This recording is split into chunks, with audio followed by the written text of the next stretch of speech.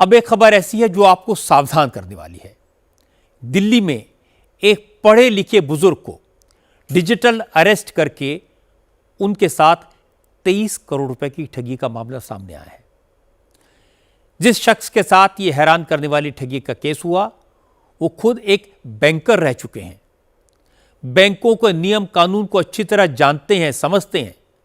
इसके बाद भी वो ठगों के झांसे में आ गए, डर गए और 23 करोड़ रुपए अलग अलग खातों में ट्रांसफर कर दी। 23 करोड़ रुपए कोई छोटी रकम नहीं होती है।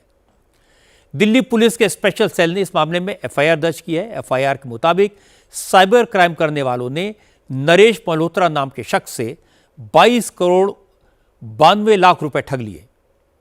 78 साल के नरेश मल्होत्रा कई बैंकों में काम कर चुके हैं।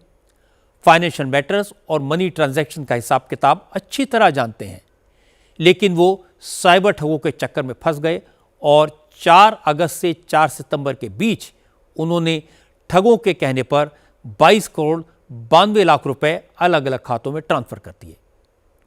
दरअसल इस ठगी की शुरुआत हुई 1 अगस्त से।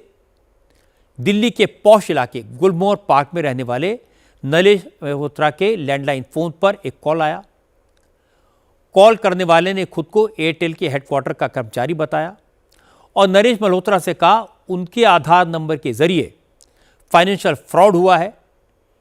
इस पैसे का इस्तेमाल आतंकवाद और पहलगाम हमले में हुआ है, इसलिए उनके खिलाफ नॉन बिलेबल वारंट जारी हो गया है।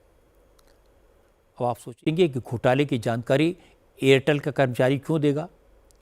यह सवाल नरेश मल्होत्रा के दिमाग में क्यों नहीं आया?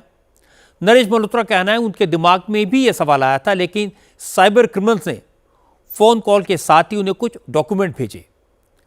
अंकित तिवारी नाम के किसी ईडी अफसर का आई कार्ड भेजा। इसके अलावा ईडी, सुप्रीम कोर्ट और रिजर्व बैंक के लेटरहेड से उन पर मनी लॉन्ड्रिंग का केस फाइल होने की बात कही। लेटरहेड और आई कार्ड देखने में असली जैसे लग रहे थे, इसलिए नरेश मल्होत्रा घबरा गए।